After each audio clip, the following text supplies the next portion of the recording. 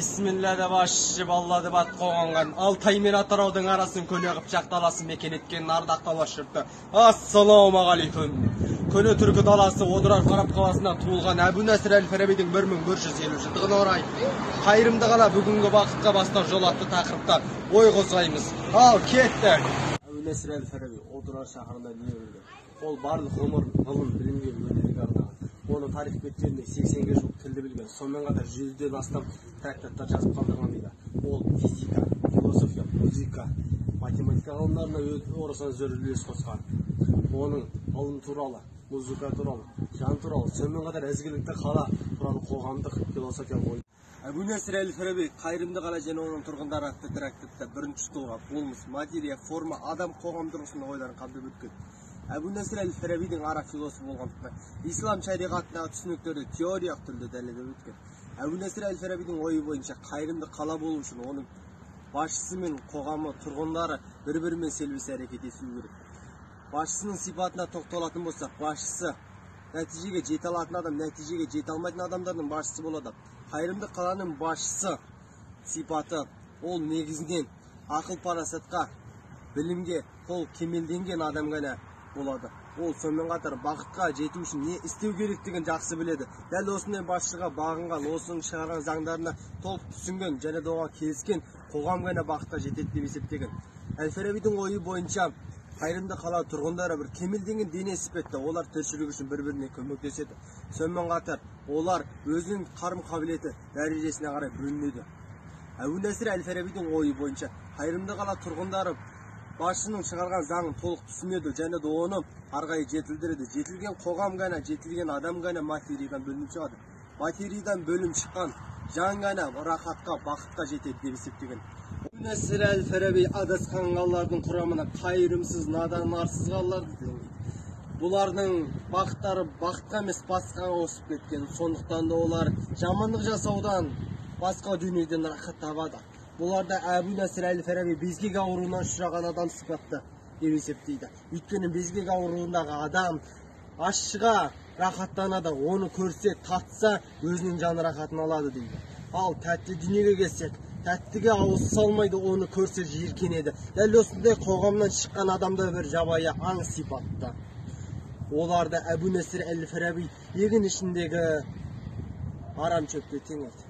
Бұндай адамдардың қоғамға үйлесетіндерін бейімділеп, ал бейімге келмейтін адамдарды жабайы аңға не істесек, дәл сондай істеуіміз керек дейді. Надан қала. Бұл қала әртүрлі топтардан құралады. Олардың бақыттары бақытқа емес басқаға ауысқан. Олардың бақыт түсініктері атақ, байлық, мансап, сонымен қатар көңіл көтеру, шарап ішу болып есептеледі. Олардың басшылары өздері секілді атаққұмар адам болады. Ол өзінің атағын шығару үшін түрлі ескерткіштер салады. Өзінің ұрпағына, өзінің руына ыңғайлы етіп заң шығарады. Және де өзінің айналасына өз секілді атаққұмарларды жинайды. Қастық қалалар. Бұл қаладағы тұрғындар бақыт туралы түсініктер дұрыс, бақытқа жету жолын біледі. Бірақ та бар ақыл қайрат күш жүргенін бақытқа емес, бақытқа жету үшін емес. Надан қалалардың тұрғындары секілді байлық, мансап, атақ, даңққа жұмсайды. Бұлардың надан қалалардан бір ерекшелігі сол бақыт туралы толық түсінуінде, оған жету жолын білуінде, бірақ оны орындамауында. Адасқан қалалар бақыт туралы толық түсінбейді, оның жолын білмейді. Яғни бақытқа жету жолы жоқ. Бұл қоғамда надан, пасық қалалар секілді құлдырау болып есептеледі. Әбу Насыр әл-Фараби қайырымды қалада болатын кейбір топтар мен адамдар жайлы айтады. Олар басшының айтқан заңын ол түсінеді, бірақ оны орындамайды. Дәл осындай жағдай қазіргі қоғамда да кездеседі. Біздің басшымыз айтты, өз-өзімізді сақтандырыңдар, маска тағыңдар деді. Бірақ оның неге керектігін түсінсе де оны орындамай жүр. Той-томалаққа барып жүр, өз-өзін сақтандырмайды. Ал екінші тобы басшының айтқан заңын түсінбейді, бірақ түсінгісі де келмейді.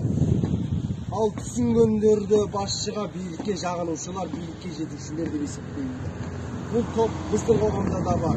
Басшының айтқан дүниесін Сайқал саясат деді, ақ көк деді, оны орындамады, өз-өзін сақтандырмады. Олардың көпшілігі қазір ауылда жатыр. Үшінші тобы. Башын айтқан заңын түсінбейді, бірақ түсінбесе де орындайды. Бұндай топ біздің алғашқы кезде де болды.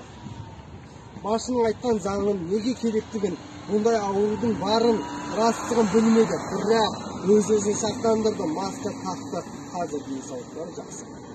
Төртінші тобы. Башының айтқан заңын бастапқыда түсінбеді, ал кейін келе өзінің түсінбегендігін мойындап, оны түсінуге қарай талпынды. Және де түсінді.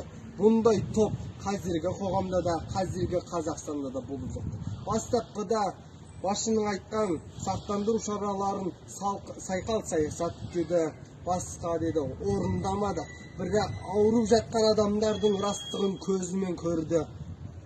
Артынан өз-өзін сақтандырды, маска тақты, саясатта башының айтқан заңына келісті, оны орындады. Және де өзінің айналасында қоғамды сақтандырды. Және де осындай адамдардың іс-әрекеттерін қадағалап, олардың қоғамға пайдалысын айтып, ал үйретілмейтіндеріне шаралар қолданып жатыр. Міне көретіндігіміз. Әбу-Насыр әл-Фарабидің қайырымды қала трактаты қазіргі қоғамда да орын алуда. Яғни қайырымды қала трактаты өзінің өзектілігін жойған. Әбу-Насыр әл-Фарабидің қайырымды қала және оның тұрғындары атты трактаты. Қазақстан 2050 мәңгілік стратегиялық жобасының бірдей.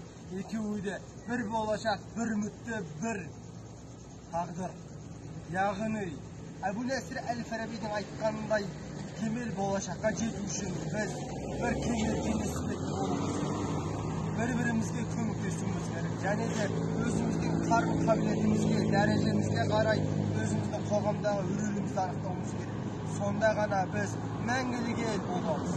Яғни қайырымды қала тұрғындары іспетті жарқын болашаққа, бақытқа жетеміз. Біз қазақ атам айтқандай бір жағадан жең, бір жеңінен қол шығарып, мәңгілік елге бақытқа ұмтылайық ағайын. Ал қазір кездегі мына жаһанда болып жатқан ауруға байланысты өз-өзімізді сақтандырып, Қазақстанның жарқын болашағын қалыптастырайық. Ал қош аман, сау болыңыз.